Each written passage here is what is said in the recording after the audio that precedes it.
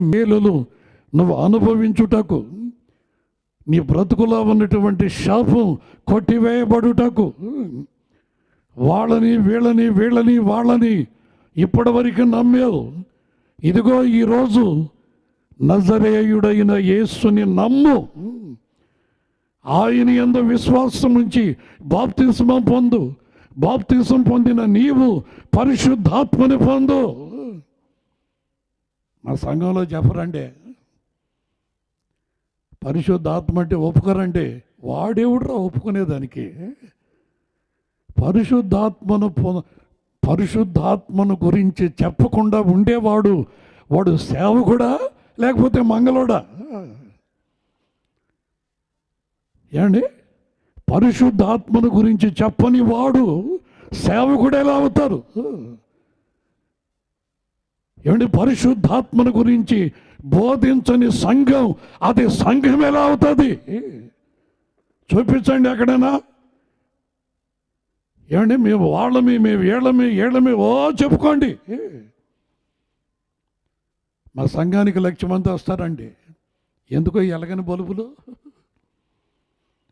ఏమండి ఎలగని ట్యూబ్ లైట్లు ఎందుకండి బాబు? ఫీజులు కలిపోయి ఉంటుంది దానికి. ఏమండి, వాళ్ళలో కరెంట్ ఏముండదు. పరిశుద్ధాత్మ చేత నింపబడి ఆత్మలో పరవశించి ప్రభుని స్తుతించి ఆరాధిస్తూ పునరుద్ధానుడైనటువంటి ఆయన ముఖ దర్శనాన్ని చూస్తూ ఆరాధిస్తున్నటువంటి వ్యక్తిని ఒక్కరిని అలా కదిలించి చూడండి, ఫీజులు ఎగిరిపోతాయి ఒక్కొక్కరికి. ఏమండి, ఎక్కడి నుంచి వస్తుందా పవరు? ఆ పరిశుద్ధాత్మ దేవుని శక్తి. దేవుని వాక్యం అంటుంది, మీరు నమ్మి బాప్తిస్మం పొందండి, అటు తర్వాత పరిశుద్ధాత్మని వరాన్ని పొందండి. పరిశుద్ధాత్మ చేత నింపబడిన మీరు మూర్ఖులున్నారే, మూర్ఖులు. ఏమండి, మూర్ఖులున్నారే. పరిశుద్ధాత్మ లేదు, పరిశుద్ధాత్మ లేదు, అప్పుడెప్పుడో మా తాత రోజుల్లో వచ్చింది, వెళ్ళిపోయింది. ఏమండి, వాళ్ళు ఎవరికన్నా చెప్పాలి ఈ కాకమ్మ కథలు. ఏమండి, దేవుని వాక్యం తెలియని వాళ్ళకి, సేవ తెలియని వాళ్ళకి, ప్రతిష్ఠించబడకుండా దేవుని ఆత్మచేత నింపబడకుండా, ఏమండి కొంతమంది ఉంటారే తిరుగుతూ ఉంటారు టౌన్ సర్వీసుల మాదిరిగా. వాళ్ళకి చెప్పాలా పరిశుద్ధాత్మ లేదు అని చెప్పనంటే, అవును కదయ్యా అని చెప్పనంటారు వాళ్ళు. ఎక్కడేసాను గంగళంటే అక్కడనే. అంతేగాని పొరపాటును కూడా అరే అనేక మంది ఆశీర్వదించబడుతున్నారు. దేవుని ఆత్మ అభిషేకముతో నింపబడినటువంటి సేవకుల్ని వెంబడిస్తూ ఆ సంఘానికి వెళుతూ, ఏమండి అనేక మంది ఆశీర్వదించబడుతున్నారు.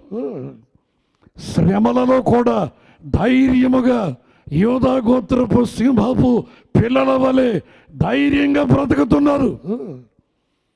శ్రమలలో కూడా నిలబడుతున్నారు, సమస్యల్ని ఎదుర్కొంటున్నారు. వీళ్ళకి ఎక్కడిది ధైర్యం? వాళ్ళ వంశ పారంపర్యమా? కాదు. ఎప్పుడైతే రాజుల వంశములోనికి చేర్చబడ్డారో, పై నుండి వచ్చినటువంటి పరిశుద్ధాత్మ శక్తిని పొందుకున్నారో, వారిలో ఉన్న పిరికి ఆత్మ దూరపరచబడి వారిని ధైర్యపరిచే పరిశుద్ధాత్మ శక్తి చేత నింపబడ్డారు. హల్లెలూయా! ఆశీర్వాదాలు అక్కడున్నాయి. ఏమండి, ఆశీర్వాదాలు అక్కడున్నాయి. అందరూ వెనక్కి తిరగండి, అందరూ ముందుకు తిరగండి అని చెప్పని ఆయన వెనక్కి తిరిగి వీళ్ళు ముందుకు తిరిగి, ఏమండి ఈ తిరగటమే సరిపోయిన యేసు ప్రభువుని చూసేది ఎప్పుడు? ఏమండి, ఏమరా పండగకు పోయినావని చెప్పినాడు. పోయానన్న గుణదల కొండ ఎక్కటం దిగటమే కానీ నాకు దేవుడే కనపడలేదనా? అదేమిట్రా, పండగకు పోయావు కదా అన్నా, ఇటు ఎక్కుతా ఉన్నానన్నా కొండ, ఆ దిగే మనిషి భుజం తగిలిందన్నా, మళ్ళీ యూటర్న్ తీసుకున్నానన్న. ఏంటి మళ్ళీ యూటర్న్ తీసుకున్నానన్న. ఎక్కేటప్పుడు ఆ మనిషి ఎవరు మొత్తానికి 100 కిలోల బస్తా ఉన్నట్టుంది. కాటింది ఒకటి దెబ్బ. ఈయన మరలా కిందకి మెట్లు దిగాడంట. ఈ మెట్లు దిగి వచ్చేటప్పుడు ఇటు ఇటు ఎక్కే మనిషి హలో అన్నదంట. అంతే మరలా ఎక్కుతా ఉన్నాడు.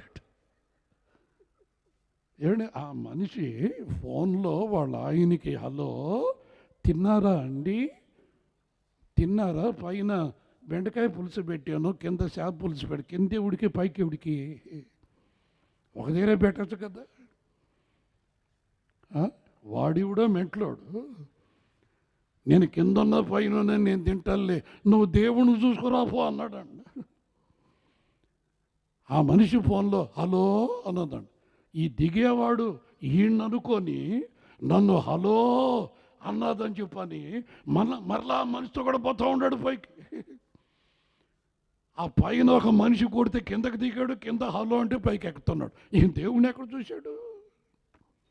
అయిపోయింది పండగ. బాగా గమనించండి, ఇది ఆ పండగ కాదా బాబు, ఇది ఇంకొక పండగ కాదు, ఇది ఇంకొక పండగ కాదు. సమాధిని గెలిచి లేచిన పునరుద్ధానుడైన యేసు. హల్లెలూయా, హల్లెలూయా. పాస్టర్ గారు చెప్పారు,